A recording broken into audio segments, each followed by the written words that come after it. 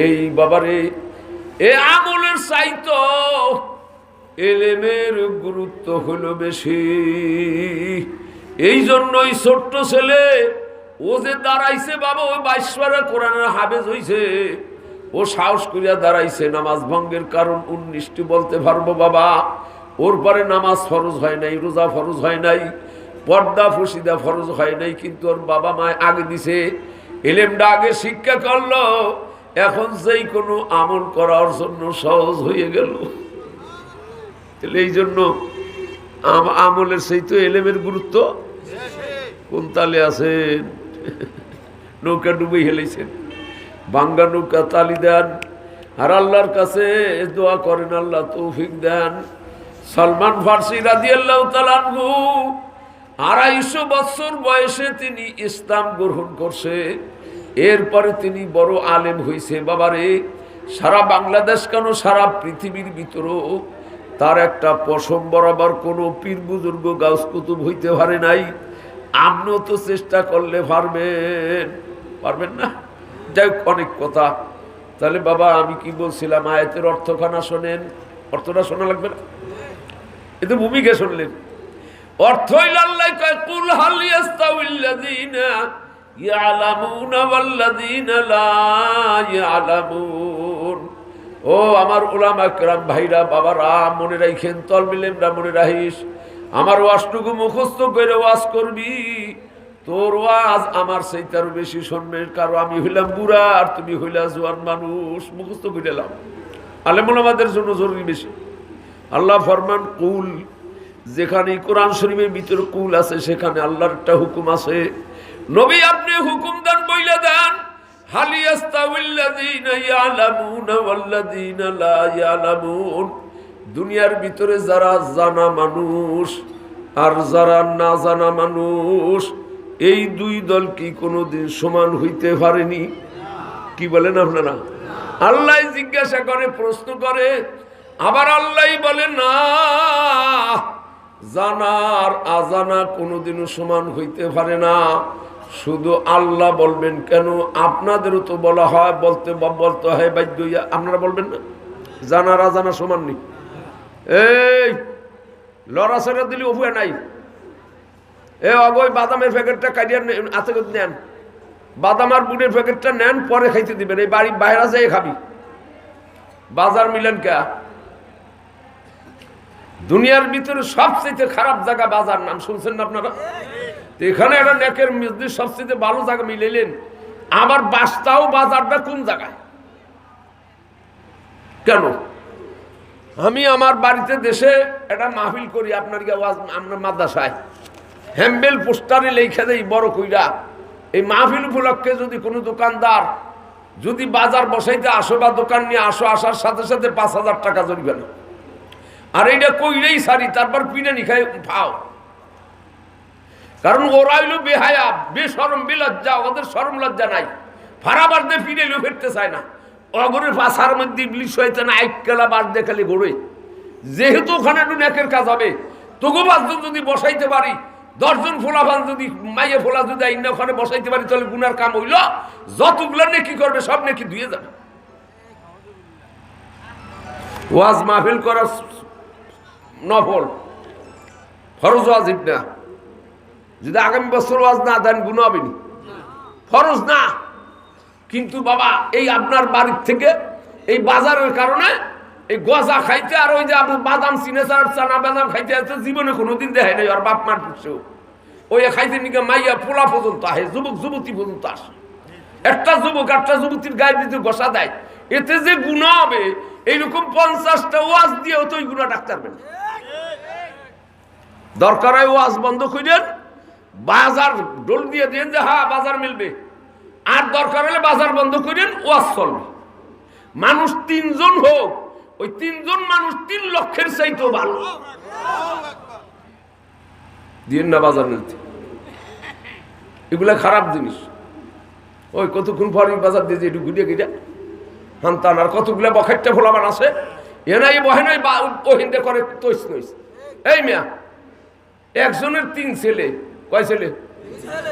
1 ছেলে কামাই করে খায়, বাবার কোনো আফসোস আছে? কামাই করে ছেলে, খায় ছেলে, বড় বড় মাছ আনে, ও কামাই পয়সা দিয়ে আনে, আমরাও সাথে সাথে কই খাই, ভালো খুশি। আর এক ছেলে ও কামাইও করে না, এই ডাকা যে এথায় হের সাথে বিয়ে সাদি করি একারে ঘর যাই রয়েছে শ্বশুর বাড়ি। বাবাই কয় যাক বেজালে করে তো বাঁচছি, বেজাল তো করে না। কি কন? তো একজন কাছে কামাই করে খায়, আর একজন কামাইও করে না, খায়ও না, দূরে আছে। কিন্তু মাই যারা এইটা কামাই করে না কিন্তু খায় জন্মের খাওয়া, মোটর সাইকেল এখন কিনা ওর বকরি ফেরতে উড়ে দেয়, পারু ফেরতে উড়ে দেয়, ওরে যাই ঘুষি দিয়ে না ফাটাই হেলায়, ওরে চকুড়ি হেলায়। এই বাবাই জ্বর হলে কি জ্বালা যন্ত্রণা আছে। আমি কন দিয়ে এই 3 ফুলার মধ্যে ভালো কোনটা? এইটা শীতে খারাপ আছে, এইটা শীতে বদমাইশ সোলামান আছে। এই বাবা, ওয়াজ মাহফিলের ভিতরে এইরকম এলাকার ভিতর 3 পদের মানুষ, 1 পদের মানুষ যারা ওয়াজ মাহফিল শুনছে, মজলিসে আসছে, বসছে, ওয়াজ শুনতে আছে, তাদের সেইতে ভালো মানুষ আর নাই। আর একদল মানুষ ওয়াজ মাহফিলে দাওয়াত পাইছে, শুনছে কিন্তু আয় না, বাড়িতে বইবে, টিভি দেখতে আছে, যাইতেই করতে আছে, করুক, তবু বেজাল নাই বাবা, হইসই নাই। কিন্তু আর একদল ফুলাফান ওয়াজ মাহফিলে আসছে কিন্তু মাহফিলে না বইসা আশপাশ দিয়ে হইসই হইসই গুনার কাম করে, ওয়াজ মাহফিলের ক্ষতি করে। আমি তো মনে করি এই এলাকার ভিতরে ওদের চাইতে খারাপ ফুলাফান আর হইতে পারে না। ওরা আসছে কেন? তোরা বাড়িতে থাক, দূরে থাক, তোকে আল্লাহ তৌফিক যেদিন দেয় সেদিন আসবি, কিন্তু আইয়া ওয়াজ মাহফিলের ক্ষতি করস কেন? তোরা অনেকই করে ওই ফাইদা হইসই, এই ফাইদা ওয়াজ মাহফিল হয়। অতএব বাবা, 2টার 1টা করে আগামীতে বন্ধ করে দিও, আল্লাহ তৌফিক দেখ। যাই হোক, আমি যেই কথা বলতেছিলাম যে বাবা, যে একদল জানা মানুষ দুনিয়ার, একদল না জানা মানুষ, মানে একদল শিক্ষিত আর একদল অশিক্ষিত, 2 দল কোনোদিনও সমান। আরে ছোট্ট একটা মেশালে তো বোঝেন, একজন গরিব মানুষের ছেলে, একটু খাটো জোগাইলে, গায়ের রং কালো, নাকটাও বেশি ভালো না, ঠোঁট 2টাও বেশি ভালো না, গরিব বংশের ফোলা, কিন্তু একটা কাম শিখছে, রিক্সা চালাইতে জানে। বুঝেন নি? যেই কোনো প্যাসেঞ্জার উঠলে, যেই কোনো জায়গায় টেনে নিতে হইলে টেনে নিয়ে যায়, 10 টাকা 20 টাকা 50 টাকা পায়, কারণ ও জানে। কিন্তু একজন বড় লোকের ফোলাও যদি হয়, চেহারা সুরা তো ভালো, যেমন নাক, এমন চোখ, এমন ঠোঁট, গায়ের রং টুকটুকে সুন্দর, কিন্তু রিক্সা চালাইতে জানে না। হ্যাঁ, যদি রিক্সায় কোনো প্যাসেঞ্জার উঠিয়ে যদি টান দেয়, রিক্সা কি রাস্তায় থাকবে না খাদে যাবে? কারণ জানা আর অজানা সমান না। কি কর? একটা বুঝলেন তো? হ্যাঁ, তবে জানা হইল 2 প্রকার। কয় প্রকার? একটা হইল দুনিয়ার জানা, আর একটা হইল আখেরাতের জানা। বুঝেননি? ওর বাবা মায় ওরে জানতে দিছে আখেরাতের জানা, আবার আর একজনের বাবা মায় কয় না, সাধারণ স্কুলে হবে না, কেজিতে দিতে হবে, ইন্টার গার্ডেনে দিতে হবে। তার ইচ্ছাই ছেলে দ্বারা দুনিয়ার অনেক কিছু কামাই রোজগার হবে, আমরা না থাকলেও বাড়ি করবে, গাড়ি করবে, আনন্দ ফুর্তি করে চলতে পারবে। আর ওর বাবার ইচ্ছা কামাই রোজগার, রিজিকের মালিক আল্লাহ, কিন্তু ওরে পড়তে দিলাম আলিফ বা তা সা, এরপরে সূরা ফাতিহা শিখবে, এরপরে সূরা কেরাত শিখবে, এরপরে কোরআনের হাফেজ হবে, দুনিয়ায় উপকার না হইলেও আখেরাতে হবে। কি কোন? এই জন্য একটা হলো দুনিয়ার জানা, আর একটা হলো আখেরাতের জানা। হ্যাঁ, তবে দুনিয়ার জানার দ্বারাও উপকার আছে বটে, আছে না? যদি কেউ দুনিয়ার জানা জানতে জানতে জানতে জানতে জানোয়ারও যদি হইয়া যায়, কবি হুজুর এইটা কইলেন কি? জানতে জানতে আবার জানোয়ার হয় কেমনি? প্রমাণ দিই আমি, শোনেন, আপনারাই কইবেন। এই বাংলাদেশের একটা সোনার ছেলে, এরকম হাজারো আছে, বাপ মা মুসলমান, তার সুন্দর করে একটা নামও রাখছে মুসলমানের নাম। কেউ যদি জানেন তাহলে নাম বললেন না, নাম বললে বেজাল করার দরকার নাই, আমিও নাম বললাম না। বাংলার ভার্সিটি পাস করার পরে সরকারি খরচায় বহির্রাষ্ট্রে গেছে, সেখান থেকে কয়েকটা ডিগ্রি নেবার পরে আবার বাংলাদেশে আসছে, সে একজন সাহিত্যিক কবি নামে পরিচিত লাভ করছে। বাংলাদেশ এক সরকার তাকে তার কবিতায় সন্তুষ্ট হইয়া স্বর্ণের মেডেল পুরস্কার দিছে দেও, কোনো কৈফাত নাই। কিন্তু সে জানার গৌরবে কবিত্ব ভাষায় লেখছে, মুয়াজ্জিনের আজান যেন বেশ্যার ডাকের মতো। শুনছেন? অরে নাউজুবিল্লাহ লেখনকা জানছে, তাতে অসুবিধা কি? কিন্তু এই কইব নিতে বিল্লা। কবি তো কবি নজরুল ইসলামও ছিল, জাতীয় কবি বাবা। সে বলছে, পূর্বে যদি না উঠিত রবি, আমি হইতাম সারা বিশ্বের বিশ্ব কবি। কিন্তু রবীন্দ্রনাথ ঠাকুর ঠেকাই ফেলেছে। আরো ব্রিটিশ সরকারের চাপের তাড়নায় সে লিখতে পারে নাই কিছু, কিন্তু সে বিদ্রোহী কবি ছিল। কি কর কারা রইল কভার জেলখানে আটকাইছে। ভেঙে দে রক্ত জামার শিকল পূজার পাশান দেবী, ক্লাস 9-10 আমরা পড়ছি কবিতার ভিতরে। এ বাবা, এখন এই কবি নজরুল ইসলাম সে বিদায় কালে কবিতা লেখছে, মসজিদের পাশে মোরে কবর দিও ভাই, মুয়াজ্জিনের আজান যেন কানে শুনতে পাই। কত সুন্দর কথা, কোনো সমালোচনা আসেনি। আমি ওয়াজের ভিতরে তার তারিফ করতে বাধ্য হইলাম। বাবা ঠিকই মসজিদ হইছে, এখনো সে আজান শুনে বাবা, কিয়ামত পর্যন্ত শুনবে। কিন্তু এমন জানলো, এমন শিক্ষিত হইল, যেই বাংলাদেশে প্রায় 95% জন মুসলমান, যেই বাংলাদেশে আজানের সুরে সূর্য উঠে, আজানের সুরে সূর্য ডুবে, আজ মমিনের ঘুম ভাঙ্গে আজানের সুরে, সেই মুসলমানের দেশে যদি একটা মুসলমানের ছেলে হইয়া এই আজান নিয়ে ব্যঙ্গ কইরা কথা বলে বাবা, তাহলে সে জানতে জানতে কি হইছে বুঝেন বাবা। যেই আজানের পাগল ছিলেন আমার দিনের নবী, যেই আজানের পাগল ছিলেন সাহাবা আজমাইন, আজও মুমিন মুসলমান আজানের পাগল। নবী ফরমান, যা কামালাস ওয়া নিদাই কামাল, মুস্তাফা গুইয়া আরিনা ইয়া বেলাল, আই বেলালি গুলবানা তুরা জাসুফার, খিজওয়া বুলবুল ওয়া রিজামি কুন্নিসার, আই বেলাল আফরাজ মাঙ্গি সিলসিলাত, জাদমি কা দমদমি দম দরদিলাত।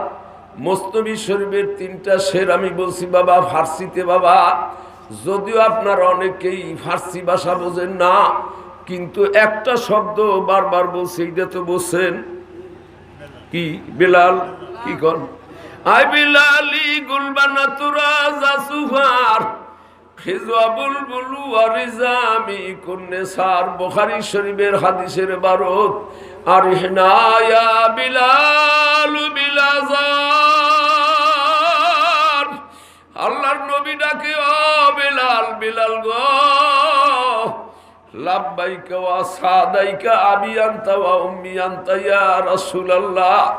হযরতে বেলাল বলে, হুজুর আপনার গোলাম, আপনার পাগল হাজির। বলে, একটু কিবলার দিকে মুখ করিয়া দাঁড়াও, কানের ভিতরে আঙ্গুলটা ঢুকাইয়া দাঁড়াই, একটু মধুর সুরে আজান দাও। তোমার আজান শুনলে আমি নবীর কলিজা ঠান্ডা হইয়া যায়।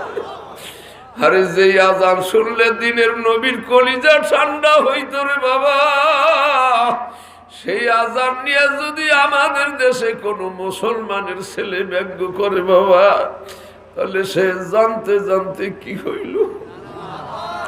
নবীজি ইন্তেকাল করার সঙ্গে সঙ্গে হযরতে বেলাল রাদিয়াল্লাহু তাআলা আনহু পাগলের মতো একটা দৌড় দিলেন। দৌড়াইতে দৌড়াইতে প্রায় 3 মাইল 3.5 মাইল চলে গেলেন। কত ব্যস্ততার ভিতর দিয়াও হযরতে আবু বকর রাদিয়াল্লাহু তাআলা আনহু তাকায় দেখে বেলাল নাই। কোথায় গেল? বলে, হুজুর দৌড় দিছে। দৌড়াইতে দৌড়াইতে 3 মাইল 3.5 মাইল গিয়ে জড়াই ধরছে। ও বেলাল, কোথায় যাও? বলে, ও ভাই আবু বকর, যেই মদিনায় আল্লাহর নবী নাই, সেই মদিনার যেদিকেই তাকাই বিচ্ছেদের আগুন ধাউ ধাউ করিয়া কলিজায় জ্বলে। অতএব যেই মদিনায় আল্লাহর নবী নাই, সেই মদিনায় আমি বেলাল থাকতে পারবো না। আবু বকর রাদিয়াল্লাহু তাআলা আনহু বলে, ও বেলাল, একটা কথা কি তোমার মনে আসেনি? বলে, আছে। কি কথা? উমাইয়া গলায় রশি লাগাইয়া টানছে, পায়ের পাতার থেকে মাথার তালু পর্যন্ত বাবুলের কাঁটাযুক্ত লাকড়ি দ্বারা পিটাইছে। তনফিদাই খারেমি করদা বিলাল, খাজা আসমি জুবারায়ে গোশেমাল, কেসরাইয়া দে মোহাম্মদ মিকুনি, বান্দায়ে বাদমন কিরো দিনমণি। হুমাইয়া রশি বান্দা লাকড়ি দিয়া পিটাই আর বলে, ও বেলাল, তোর সিনার ভিতরে মোহাম্মদের জাদুকে ঢুকাইলো। বেলাল রাদিয়াল্লাহু তাআলা আনহু বলে, মোহাম্মদ নাম যতই বলি ততই মধুর লাগে, এই নামে যে এত মধু বুঝিনি তো আগে। লা ইলাহা ইল্লাল্লাহ, জোরে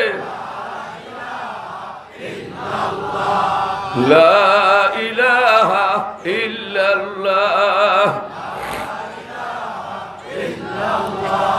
লা ইলাহা ইল্লাল্লাহ মুহাম্মাদুর রাসূলুল্লাহ। এই কলিমা পরে আর পিডায়, যত পরে ততই পিডায়। শেষ পর্যন্ত মাইয়া বলে, গলায় রশি লাগাও, টানো। গলায় ফাঁসি লাগলে আওয়াজ বাহির হইবে না, আর কলমা পড়তে পারবে না। গলার ভিতর রশি লাগাইয়া মরুভূমির পাথইরা জমিনের ভিতরে টানে, মাঝে মাঝে একটু ফাঁক পায়, শুধু বলে আহাদ। শুনছেন না ইতিহাস? তবু বললে মজা লাগে। কি কন, কি বলে? একবার আহাদ বললে গুন্না গুন্নায় 100টা বাড়ি দেয়।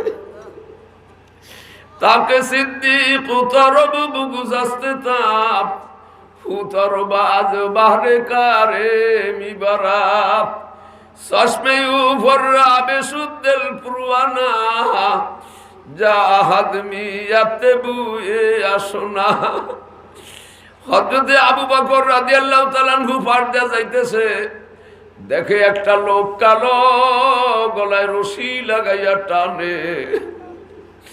একবার আহাদ বললে গুন্না গুন্নায় 100টা বাড়ি দেয়, কম দেয় না। কেন লোকটারি পিডায় আহাদ বানিয়ে? আরে এক বললেই 100টা বাড়ি কেন দেয়? চইলা যাইতো মনে চায়, আবার মায়াও লাগে, কেন লোকটারি পিডায়? একটু দাঁড়াইয়া থাকার পর আবার যখন আহাদ বলছে, হযরতে বেলাল হযরতে আবু বকর দেখে ওর আহাদের ভিতরে মাওলার ঘ্রাণ পাওয়া যায়।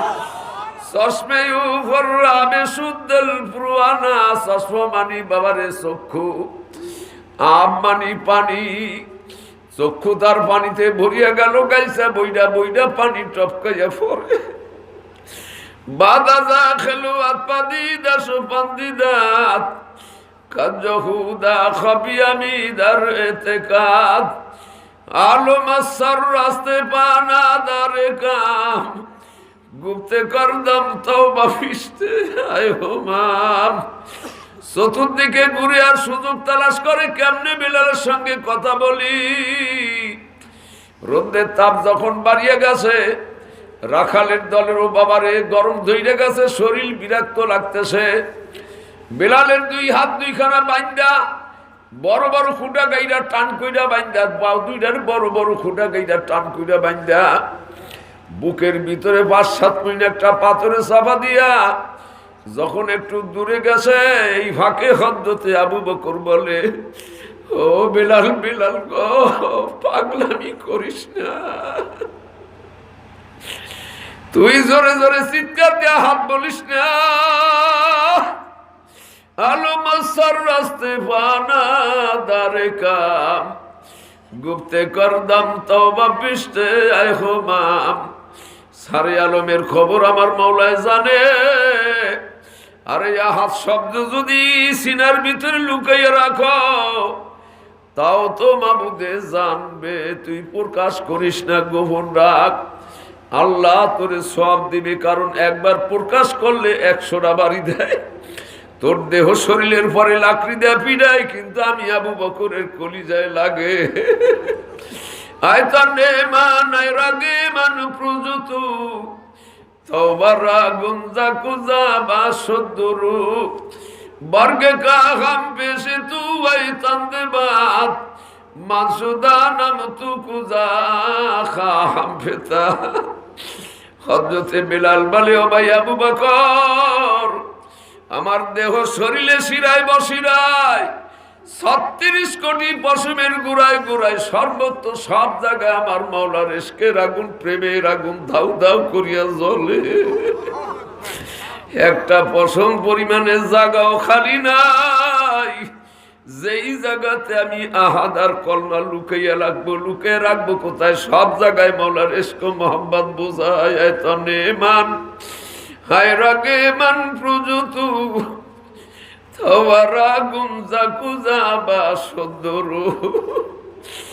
ওদের দেহ আমাদের লাকড়ি খালি আমার দেহ শরীরের পরে, কিন্তু আমার রুহু খান আমার মাওলার কুদরতি হাতের নিচে। হতে পারা যত খুশি পিডায় ফিরাক, আমার কোনো অসুবিধাই লাগে না।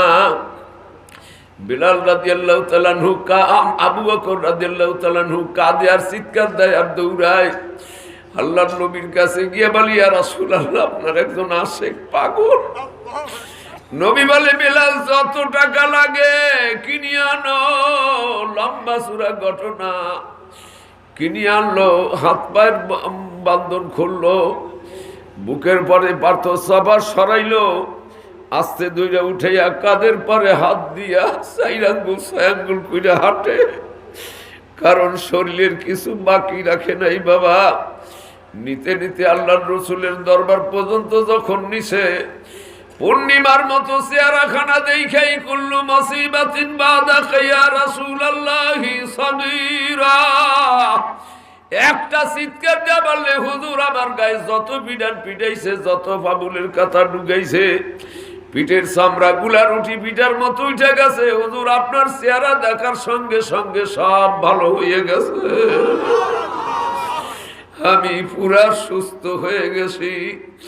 আবু বকর রাদিয়াল্লাহু তাআলা আনহু বলে, ও ভাই বেলাল, সেই কথাটা কি মনে নাই? আমি তোমাকে ক্রয় করে আজাদ করে দিয়েছিলাম, এই দোহাই দিয়া তোমার কাছে যাবি জানাই, আল্লাহর নবী জগতে নাই, তুমি আল্লাহর রসুলের আশিক, তুমিও যদি না থাকো, আমি বেলালের, আমি আবু বকরের কলিজায় মানবে না। অন্তত আমি আবু বকর যতদিন জীবিত থাকি ততদিন তুমি মদিনায় থাকো। বলে, ঠিক আছে, আমি ততদিন থাকবো, কিন্তু আমার আজান শোনার মানুষ নাই। আবু বকর রাদিয়াল্লাহু তাআলা আনহু 2 মাস 5 বছর 2 বছর 5 মাস জীবিত ছিলেন।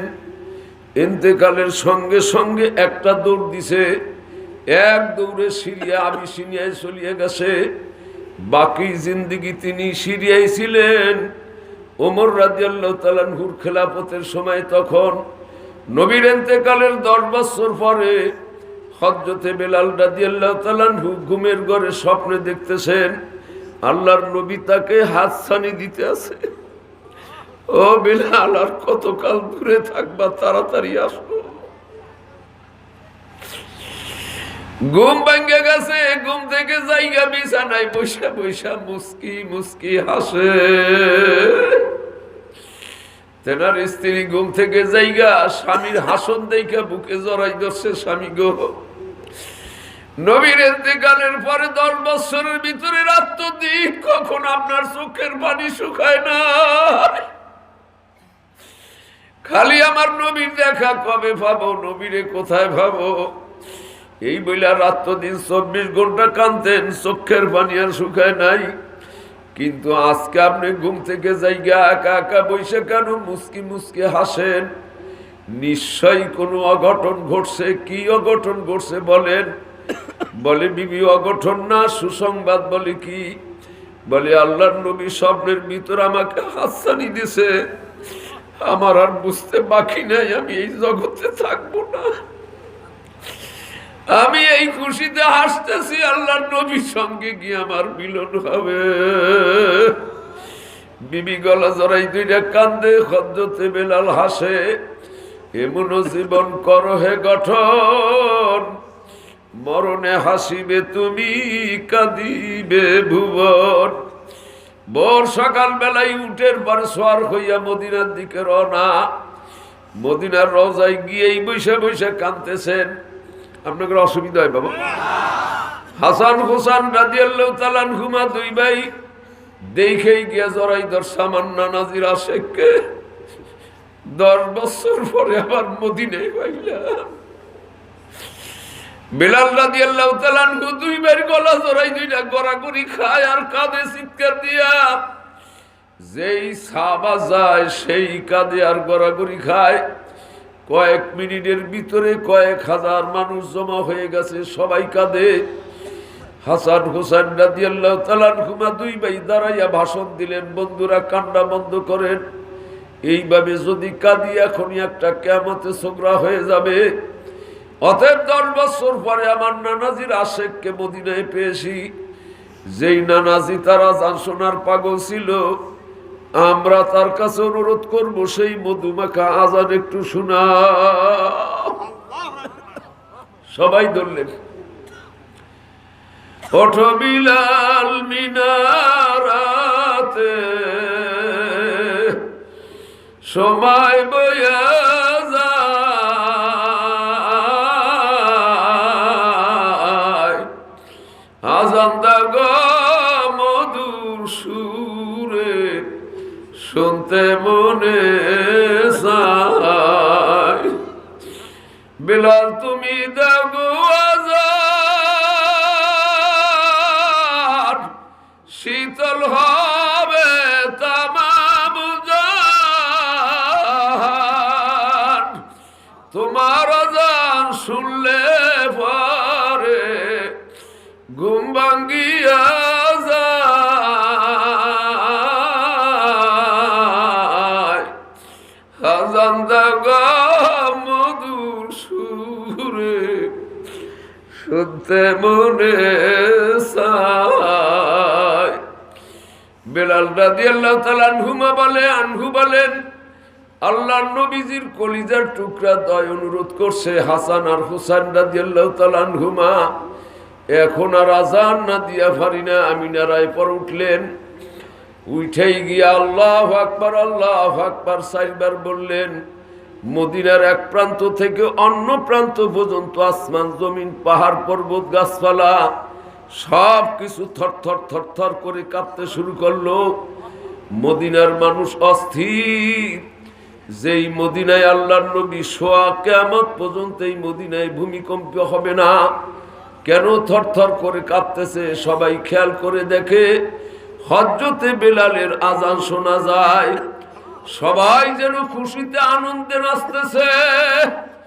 আশহাদু আল্লা ইলাহা ইল্লাল্লাহ ধ্বনি যখন 2 বার বললেন, বলার সঙ্গে সঙ্গে সবাই নিরিবিলি নীরব নিস্তব্ধ চুপচাপ।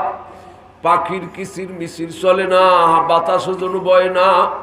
সবাই যেন খেয়াল করে চুপচাপ বেলালের আজান শুনতে আছে। আশহাদু আন্না মুহাম্মাদার রাসূলুল্লাহ যখন বললেন, হযরতে বিলাল মুহাম্মাদুর রাসূলুল্লাহ বইলার কলিজায় মানাইতে পারে নাই। কলিজাখানা ফেটে গেল, টাস করে মিনারাত থেকে জমিনে পড়ে গেলেন। তামাম দুনিয়ায় বিলালের শেষ আজান। যেই আজানের পাগল ছিল সাহাবারা, যেই আজানের পাগল ছিল দিনের নবী মুহাম্মাদুর রাসূলুল্লাহ, যেই আজানের পাগল এখনো মুমিন মুসলমান বাবা। যদি এই আজান নিয়ে কেউ ব্যঙ্গ করে তাহলে সে জানতে জানতে কি হয়েছে। আফসুস কথা আমার ছিল বাবারে। জানা হইল 2 প্রকার। কয় প্রকার? একটা হলো দুনিয়ার জানা, একটা হলো আখেরাতের জানা।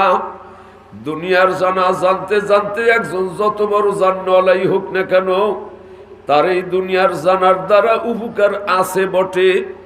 আছে না? মেট্রিক পাস করছে, ছোটখাটো একটা দোকানে লেখাপড়ার চাকরি দিতে পারে, 10-12 হাজার টাকা বেতন পায়, উপকার আসেনি? এ বাস করছে, ছোটখাটো একটা সরকারি চাকরি পায়, 20-25 হাজার টাকা বেতন পায়। BA pass M A pass করছে, সরকারি বড় বড় চাকরি নিলে বাবা 50-60, 1 লক্ষ 2 লক্ষ 5 লক্ষ কামাইতে পারে। কিন্তু বাবারে দুনিয়ার জানা যায় না, দুনিয়ার উপকার আছে, কামাই আছে বটে, কিন্তু মৃত্যুর বিছানায় পড়ার আগ পর্যন্ত কি কর না, মৃত্যুর বিছানায় পড়ার পর কোনো আছে কামাই? ভার্সিটির প্রিন্সিপাল ছিল 40 বছর, মরণ সময় আজরাইল আলাইহিস সালাম তার 70 বছর বয়সে গিয়ে কাছাইছে। সারা পৃথিবীতে তার ছাত্র আছে, ভার্সিটির প্রিন্সিপাল 40 বছর। আজরাইল আলাইহিস সালামকে দেখেই কই, what do you want, why have you come here, টাস টাস করে কয়টা ইংরেজি ছেড়ে দিয়েছে। আজরাইল আলাইহিস সালাম কয়, স্যার আমি ইংরেজি জানি না স্যার, আমি আল্লাহর হস্তে মাফ চাই, আমি আপনার রুহুই কবজ করব না। এই কই আজরাইল ফেরত যাবে, কি কর আসেনি? কইবেন যে হুজুর আপনার কথাটা একটু ব্যঙ্গ ব্যঙ্গ হয়ে গেল, একটু টিটকারি এক পাশালি হয়ে গেল। হুজুর ভার্সিটির প্রিন্সিপাল জেনারেল শিক্ষিত মানুষ, তারা ইংরেজি কইব বা আজরাইল তার রূহ কবজ করব, ফেরত যাবে না, তা আপনারা কি কইবেন? কেন আমরা কখনো আসে না ইয়াসিন কি কর? আমাদের মোল্লার দর মসজিদ পর্যন্ত আমাকে সালাম তো দেয়া। কিন্তু বাবারে কোন স্কুল কলেজের শিক্ষক প্রিন্সিপাল আপনার পড়বে স্যার মাস্টার কেউ বইলা দিতে পারবে না। বয়েস চেঞ্জ, অ্যালজাবরা, জ্যামিতি ইত্যাদি ইত্যাদি করলে আজরাইল তোমার রুহুটা আস্তে আস্তে কবজ করবে। এ জেনারেল শিক্ষিত কোন স্যারে কোন উস্তাদে বলতে পারবে না। যারা ইংরেজির প্রণেতা, যারা আসল বড় পণ্ডিত, তারাও গ্যারান্টি দিতে পারবে না যে 1টা অক্ষর 10টা অক্ষর বা খাতা বইটা ফেলাইছো লিখতে লিখতে তোমার আমল নামার ভিতরে আখেরাতের একটা সওয়াব আসবে, লেখ কইছে কিছু। কিন্তু শুরুর আগেই ছোট্ট ছোট্ট ছেলেরা আসরের নামাজের পরে কত সুন্দর কইরা, খালি শুধু আসরের পরে না বাবা, আমি এখানে 3টার পরে এসে পৌঁছাইছি, তখন ওই কচি কাঁচা শিশুদের মুখে মাইকের ভিতরে আওয়াজ শুনছি হাদিস শরীফ। কি সুন্দর কথা, আখলিস দীনাকা ইয়াকফিকাল আমালুল কলিল। কত সহি করিয়া, কত সুন্দর করিয়া ছোট্ট মানুষ কত সুন্দর পড়তেছে বাবা, কিন্তু ওর পড়ার দ্বারা কত সওয়াব হবে বাবা। হাত দরিয়া গরবানু সব তরনা গর্দদু জানে মা, সর্বতে দিদারে বাইয়াত আজদাবে মাহবুবে মান। জেনারেল শিক্ষিত এমএ পাস বিএ পাস ভাইদের সঙ্গে আমার কোনো দুশ্মনী শত্রুতা নাই, খোদার কসম। আপনারা শিক্ষিত হয়েছেন ভালো, কিন্তু আল্লাহর কালামটা দোষ করলো কি?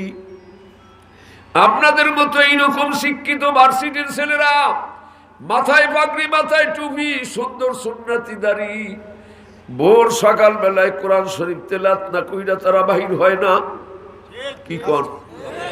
আমি তো মনে করি তারা আমার চাইতেও ভালো, কারণ তাদের 2টা গুণ আছে। একটা হলো জেনারেল গুণ, আর একটা হলো কোরআন শরীফ পড়তে পারে, আরবি জানে। ক্লাস 1 থেকে এমএ পর্যন্ত পড়লা, কোন ক্লাসে 2 নাম্বার পাও নাই, 1 নাম্বার। এত মেরেন দেশে কে? আল্লাহ দেশে কে? এত বড় মেরেনি ছেলেটা বাৎসরিক পরীক্ষার পরে ডিসেম্বর মাসে প্রায় 1 মাস 20 দিন বন্ধ থাকে, থাকে না? এই সময়টুকুর ভিতরে একজন কারি সাহেবের কাছে গিয়া ওই মেরেনি ছেলেটা যদি ঠিক মতো 1 বছর পড়তো, সহি কইরা কোরআন শিখতে পারতো, তা বাবা 40 বছর 50-60 বছরও শিখতে পারলো না। ডেলি ডেলি নিউজ পেপার, বুঝেননি কি পেপার? বাংলা না ইংরেজি? ইংরেজি paper goat goat goat goat কইরা পড়ে, কিন্তু কোরআন শরীফ তার সামনে দিলে বেহাইয়া কোহাইয়াও পারে না। কি কর? তাহলে বাবা আল্লাহ তোমারে এত বড় এত সুন্দর জেহেন বেরেন দিয়ে আল্লাহর ভুল হইছে নাকি? আল্লাহ চাইছিল বাবারে তোমাকে এই জেহেন দিয়ে তুই কোরআন শরীফ শিখবি। হপ্ত দরিয়া গরবানুসাম তর্না গর্দা তো জানে মা সর্বতে দিদারে বাইয়াদ আজলামে মাহবুবে মা। আহা আহা, কথা আমার শেষ। কাছে আনছে কি কর, কাছে আন। হ্যাঁ, ও কয় মজা লাগে। এই সব বিরক্ত হইতেছেন জানি। 5 ছেলে, কয় ছেলে? 4 জন এমএ পাস, বড় লোকের ফোলা তো। বাবার বেড়া একটা দানি বাঁধাইছে, দান বাঁধাই দিছে 4 জন। একটা ছেলে প্রতিবন্ধী, হাতখান সোজা পাও টান দিয়ে আড়ে, গেড়িতে বেহাচ্ছে, এক চোখ দুলে টেরা, কথা কয় একটু নাহাই নাহাইয়া। এইটার নিয়ে গেছে মাদ্রাসায়, কসুর একটু মানুষ বানাই দেন, নুরানি বক্তব্য নিয়ে গেছে। সাইডটায় ভালো শিক্ষিত হয়েছে। আমি জেনারেল লাইনে লেখাপড়া করছি। আমি কলেজের থেকে গিয়া মাদ্রাসায় ভর্তি হয়েছি। আলিফ বা পা টা, উর্দুতে কটা অক্ষর বেশি আছে না? ছোটবেলায় মা একটু কোরআন শরীফ সবক দিয়ে দিছে, ওটুগুলো আমার চালান। আর বাকিটা এই যে আমাদের কলেজের থেকে গিয়া মাদ্রাসায় গিয়া আমার বাবা 7 বছর বয়স আমার যখন, তখন বাবা দুনিয়ার থেকে বিদায় হয়ে গেছে। কিন্তু আমার মা আল্লাহ দিলে এখনো বাইসে আছে, 105 বছর বয়স। আমার বড় বোন আর তারও বড় বোন, তারও বড় বোন, তারও বড় বোন, মানে 6 জনের পরে আমি, আমার বাবা মায়ের সন্তান। আমার বড় বোনের ছেলে, বড় ছেলে, আর আমি এক বয়স। আমার বড় বোনের ছেলে হইলো জেনারেল শিক্ষিত, এসপি আর কি। কিন্তু এখন ওই ওসি ছিল, ওসির থেকে এসপি হয়েছে, এখন এসপি হয়ে গেছে। যাই হোক, এখন এই বুঝেন যে আমার মায়ের কত বয়সের হইতে পারে। আমি তো বুড়ো হয়ে গেছি, আমার বয়স 65 বছর। এখন এই আমার বাবাই মরে গেছে, এই ইন্তেকাল করছে। কিন্তু আমার বাবা, বড় ভাই, আমার সংসারের কর্তা, লেখাইছে পড়াইছে। বাবা মরে গেছে, বাইরের মানুষ করি। গিয়ে যখন মাদ্রাসায় ভর্তি হয়েছি, আমার ভাই আমার টাকা পয়সা খরচ সব বন্ধ করে দিয়েছে। অথচ আমার বাবার অনেক সম্পদ, গ্রাম দেশের কয় মাইটটা জমিদার আর কি, আমাকে আত্মীয় স্বজন অনেক বড় সড়ো। কিন্তু সেই হিসাবে আমার কোনো খরচ দেয় নাই। আমি কিছু যে না দেয় না, দেখ অসুবিধা নেই। আমি এই প্রথম যেই বছর মাদ্রাসায়, ফরিদপুরের ভিতরে বাঙ্গা থানা, বরিলহাট গ্রাম করে নাম, এই গ্রামের ভিতরে মাদ্রাসায় গিয়ে ভর্তি হয়েছি প্রথম। ওই মাদ্রাসার প্রতিষ্ঠাতা হাজী আব্দুর রহমান সাহেব, তার বড় ছেলে এমএ পাস। ওই ঢাকা নারায়ণগঞ্জের সুতার ব্যবসায়ী, বড় লোক, অনেক বড় লোক, কোটি কোটি টাকার মালিক। হাজী সাহেব কোটি কোটি টাকার মালিক। কিন্তু তার ছোট ছেলেটা আব্দুল হাই, এরে আমাদের সঙ্গে একসাথে ভর্তি করে দিয়েছে। ওই ছেলের প্রতিবন্ধী। হুজুর আর একটু মানুষ করে দেন, কোন খোট দিয়ে আডে, আধ বেহা পাও টান করে আডে। আর পরে আউযুবিল্লাহ পড়তেই আর 1 মিনিট লাগে। আমরা প্রথম হাসছি, পরে আর হাসি নাই। ওই মাদ্রাসা পাস করে বাইরে এই পড়ছি, ও তখনও পড়ছে, 10-12 বছর পড়ছে। কোরআন শরীফ সহি কইরা পড়ছে। এই উর্দু কায়দার থেকে শুরু করে তালিমুল ইসলাম, হিসাই আউয়াল, দুয়াল সুয়াম এবং বেস্তিজোর, তখন তো উর্দু ছিল সব। একজন মুসলমানের যা দরকার ইমামতি করতে পারে, এইরকম শিক্ষিত হয়েছে বাবা। হাজী সাহেবের ইন্তেকালের সময় বড় ছেলে, তার ছেলে ফেলেরা নাতি নাত করে রাখলে হুম হুম গুম গুম কইরা গাড়ি নিয়ে আসে, ফলের পেটি নিয়ে আসে, বেদানার রস দাদার মুখের ভিতর দিয়া ডাইলা দেয়, এই পেট দিয়ে দেয়, ওই পেট দিয়ে চইলা যায়। কিন্তু বাবারে ছোট ছেলে